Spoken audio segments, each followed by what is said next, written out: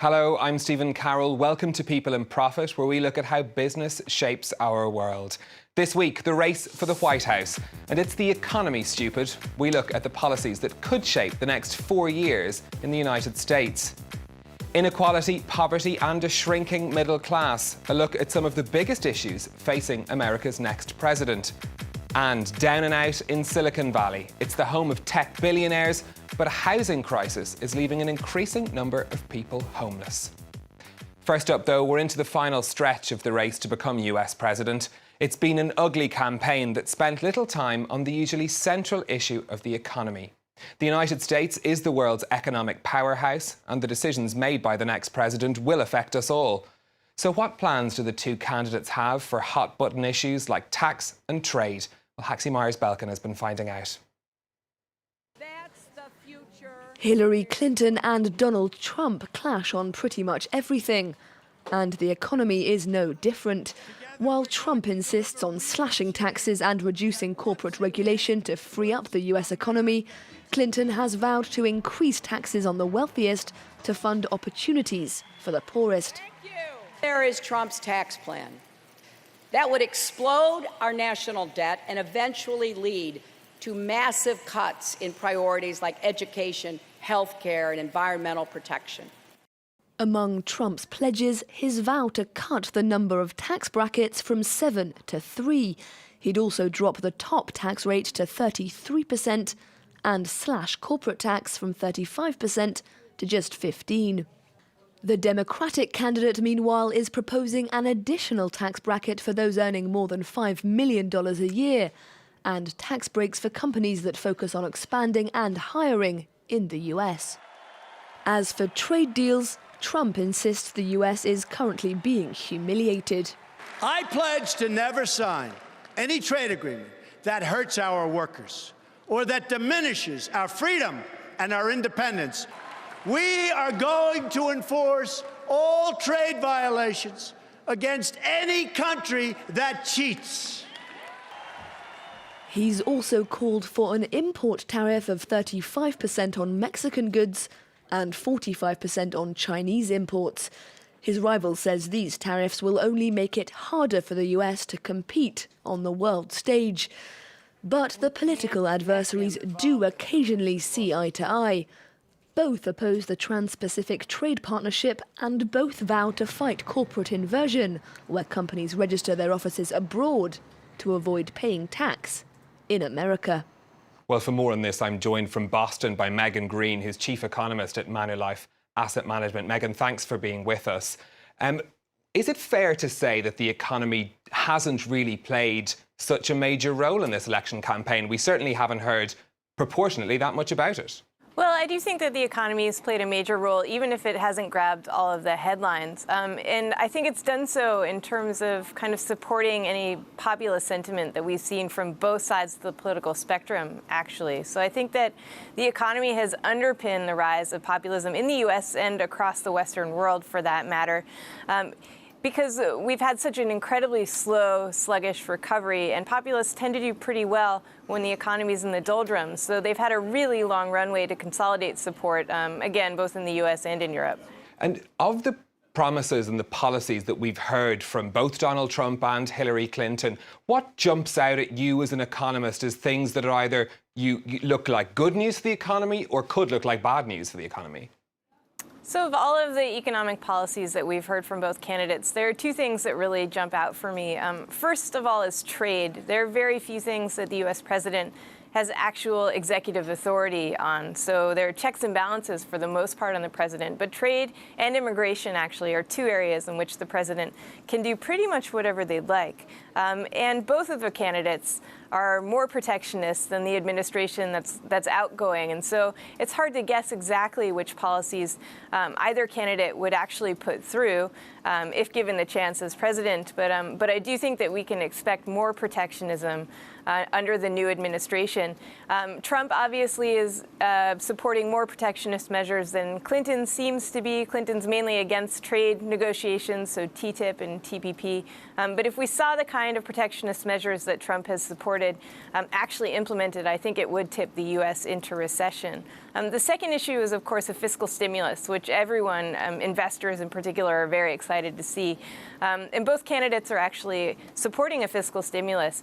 The problem is that neither candidate really has a realistic way to pay for it. So Clinton would like to pay for it with tax reform, but I think she'll have a really hard time getting that through a Republican Congress.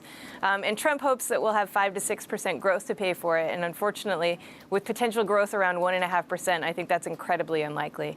You mentioned the R word there, recession, if these protectionist policies are put in place. Will changes to trade policy really have that much of an impact on the American economy? So I think they certainly could. A lot of it, of course, depends on how other countries react to protectionist measures. So I think if Trump were to go ahead and slap tariffs on other countries, he could start or spark a trade war, in which case I really do think we could go into recession. So again, it's one area over which the president has a ton of power. He can invoke a lot of things in the name of national security. And so it is a real concern of ours that if he were to go ahead and implement all of these measures that he supported during the campaign, we would go into recession. And there's not a whole lot of room in terms of policy if we were to go into recession to bail us out and create demand so that we could grow out of it. If I can ask you to look into your crystal ball to, the day after the election, what will the markets be looking for in the indications of those hours after we have a result? In my view, I think it's more likely that we'll get a Clinton victory than a Trump victory, and that, to a large extent, is already priced into the markets. The markets have never really priced in a Trump victory. If we were to have a Trump victory, of course, there would be a lot of volatility in the short term, but it depends on what kind of investor you are. We're much more longer term in terms of how we're looking at investment positioning, and so I'm not sure that our allocation would change massively depending on the outcome of the election, because over the long term, countries can do okay regardless of who's at the helm, but we do have big concerns about a recession. Okay, Megan Green, Chief Economist at Manulife Asset Management, thank you for joining us from Boston. Next, one of the major issues facing the next president of the United States is that of inequality. The gap between rich and poor has been growing for more than 30 years. In Silicon Valley, the high salaries paid by major technology companies have driven up the cost of housing sharply. That's priced many people out of the market and, in some cases, out of their homes. Diptyque Laurent has the story. Beautiful year-round weather, opulent houses and sky-high salaries. This is Silicon Valley, home of the tech giants. Just a stone's throw away, here is the impoverished underbelly where the middle class have fallen victim to Silicon Valley's housing crisis. 58-year-old care assistant Lori Alvarez has been living out of her car for the last 7 months. I could only afford about $300 to $400 a month in rent. Most of the rooms in the decent houses that aren't all run down and full of rats, I run between $800 and $2,500 a month. John Daniel is a high school English teacher earning $5,000 a month. Yet in his spare time, he makes extra cash by driving an Uber. I'm not going to be able to close the gap to be able to purchase a house, but with my wife expecting and us expecting our first child, maybe I can go make enough money to pay for the first month of diapers. Tech companies admit they've done very little to help ease the housing shortages. We haven't directly supported affordable housing projects. Our focus has really been around helping small businesses and entrepreneurs grow. But housing is an issue, and so we're beginning to look at it. There's also a lot of resistance from homeowners who are keen to protect their exclusive neighborhoods and their million-dollar price tags.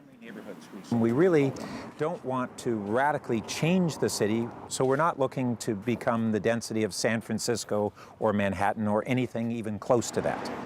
Without major changes, though, Silicon Valley looks set to keep its reputation for having record numbers of billionaires and homeless people. Well, that's the situation in one part of California. But inequality is an issue that affects the whole country. Kate Moody's been looking at the numbers. Kate. Stephen, over the last 5 decades, America's richest have gotten richer and the poorest worse off. The latest census data shows the top 1% of earners, shown here in red, have seen their incomes soar nearly 200% since 1979. The next bracket has grown by about 2/3, while 80% of American households have seen their incomes increase by far less. Setting them even further apart, the top 5% of households received more than a fifth of the country's total income. That concentration of wealth was once seen as the basis for trickle-down economics, the principle that wealth would eventually help all classes, although recent data shows that's not been the case. Left-wing voters in particular have been galvanized by that inequality. America's middle class is also being squeezed. Compared to 60% in the 1970s, just under half the population now falls into the middle class, which is described as those earning between 2/3 and double the median household income. Since the year 2000, that income level has barely increased. But over the past year, we have seen some progress. Average income rose 5% in 2015, though it's still not back to pre-recession levels. 3.5 million Americans climbed above the poverty line, though the official poverty rate remains 13.5%.